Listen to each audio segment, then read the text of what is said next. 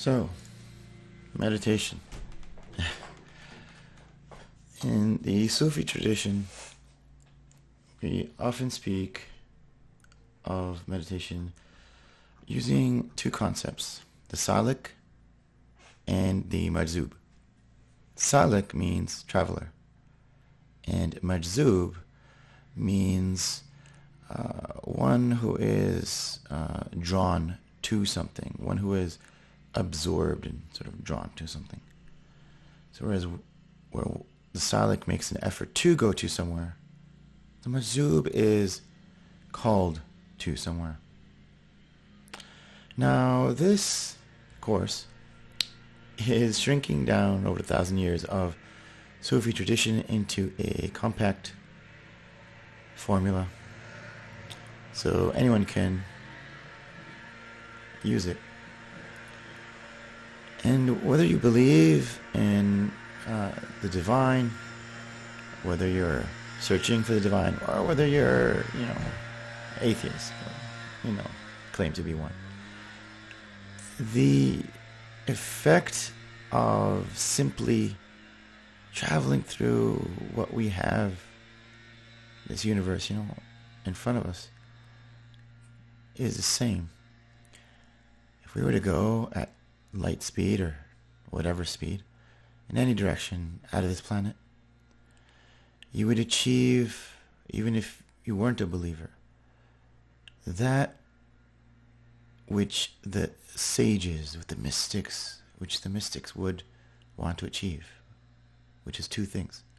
The first is that your sense of self is greatly diminished as you progress through the solar system and everything, through the galaxies.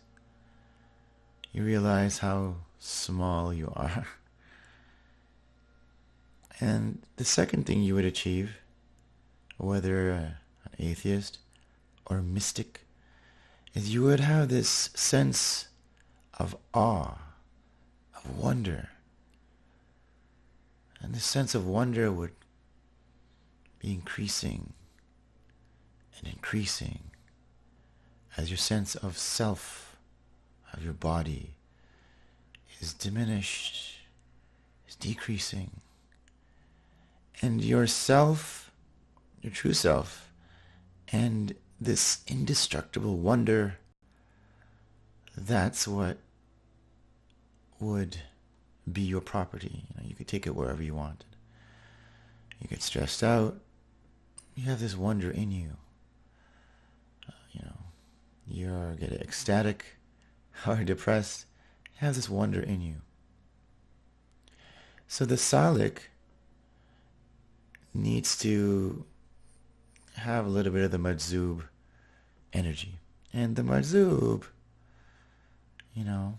needs to have the salik's scientific approach to progression, to progress.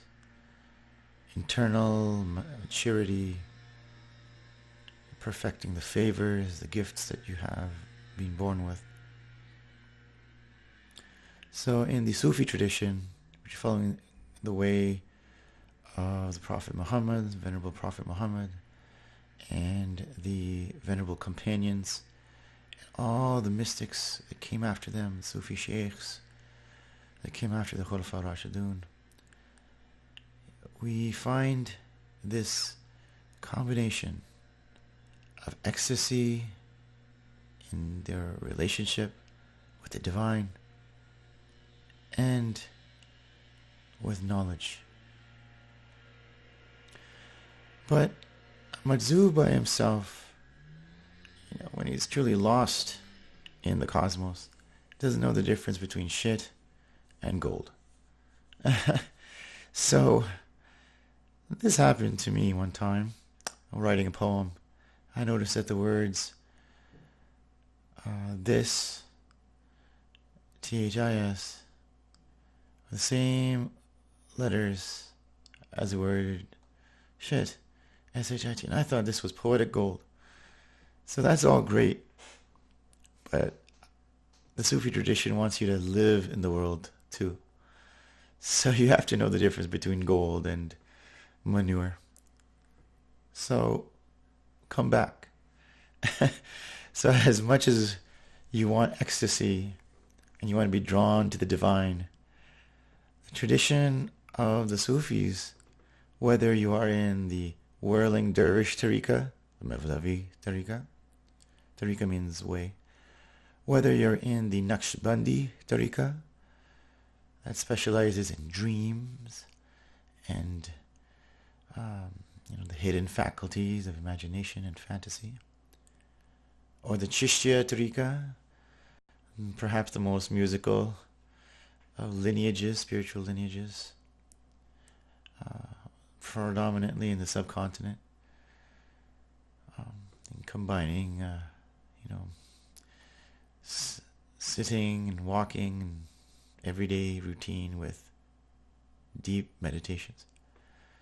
Whether you're any of these tariqas, the Suhrawardi tariqa, any of these, Jarahi, Ba'alawi, you have ecstasy, you have the relationship with the divine, and then you have service to the creation. You return to the world. That's the point. We don't want you to be a Sufi, really. I want you to be human beings. So return to the world. There's a saying, he who knows, or the person who knows himself knows God. And so the great question in life for the Salik, the seeker, is who? Who am I? You meet God, you go to the divine. Who am I? Tell me about me. In Arabic, Allah, God, has 99 names. The prophets no more, the angels no more names. But there's one name, who, which is the third person. He. It's a pointer. It directs you to any one of those names. Any one of those names which could be the one for you. The one that is your path to God. And so the great question, who, is also the great answer. Who? As Shaykh Rumi has taught us, in every deep questioning, there is the answer.